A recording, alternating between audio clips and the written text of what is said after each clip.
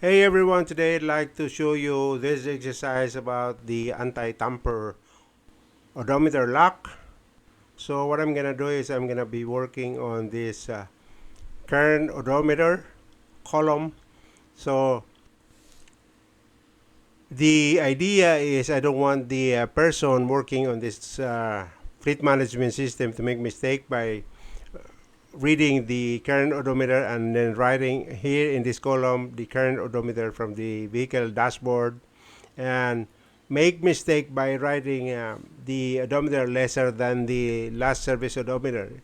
It should be the current odometer, and we don't want lesser than what we have in the last service odometer reading.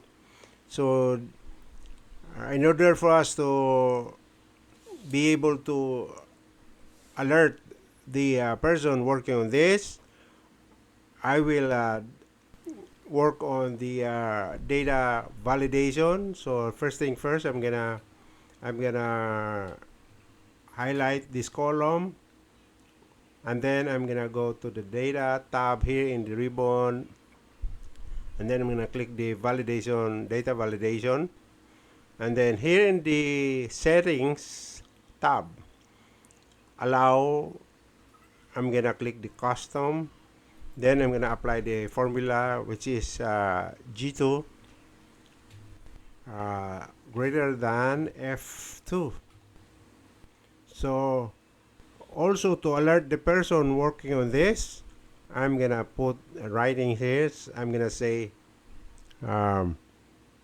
the odometer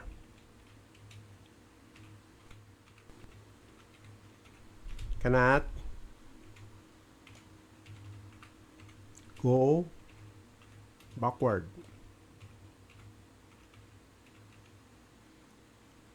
And then please check the vehicle dashboard again to make sure that he's got the right readings in the dashboard. Okay, then click OK. So don't worry about this red highlight. This red highlight is just that the PM is overdue. Okay, so let's say our last service odometer is 64,834, and the current odometer, let's say the person is writing like say less than the last service odometer, 63,200. Enter. So the data validation will give you the remarks that we just read. We just wrote in the data validation alert. The odometer cannot go backward. Please check the vehicle dashboard again. Then cancel it.